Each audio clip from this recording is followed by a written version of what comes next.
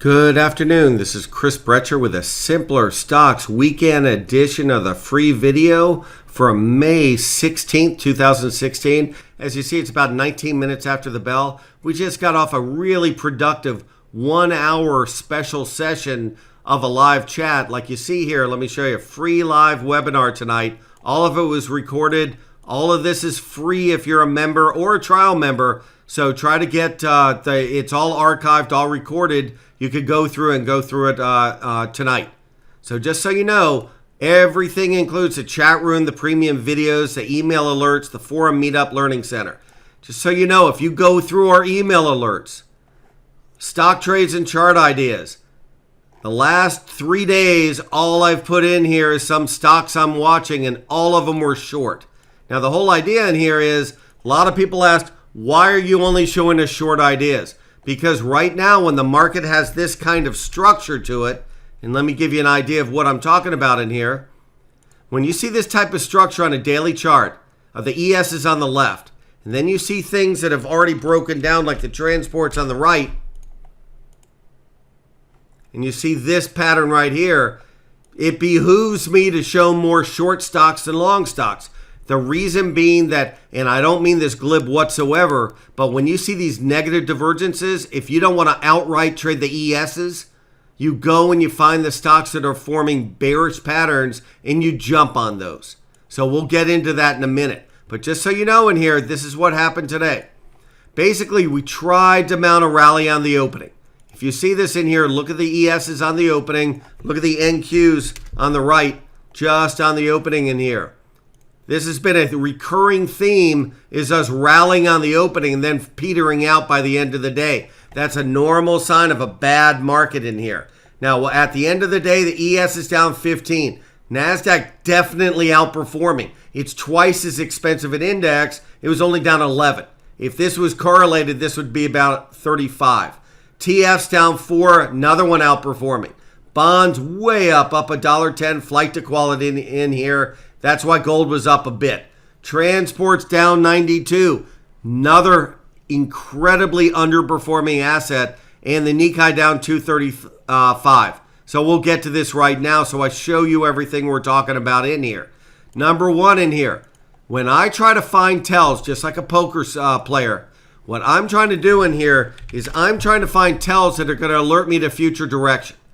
When I see the SPXs, like I said, look like this, first thing I do is I look at things like the NDX or the NQ. What I see on here when you put the NDX in here, if I can get it to work, is the NDX is comfortably under every moving average. The ESs are above most moving averages, the SPX. Now, these aren't 24 hours. These are just intra-market hours.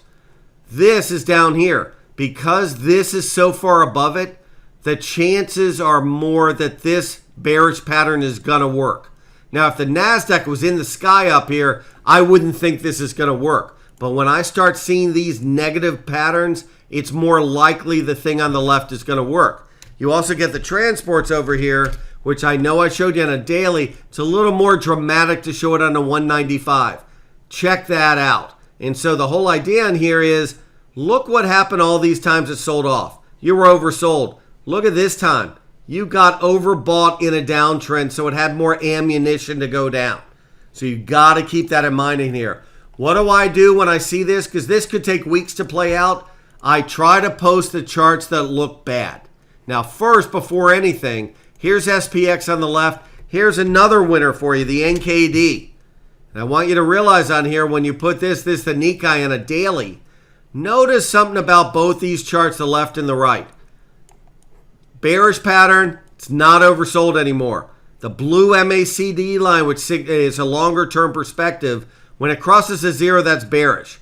Right there across the bearish, and this hook down. This is right out of my MACD class on what bearish formation. Look on the right. Look what happened when the Nikkei now is working off an overbought sold condition. It worked it off in our real week rally. If this sells off next week, it could go to a new low about 15.5.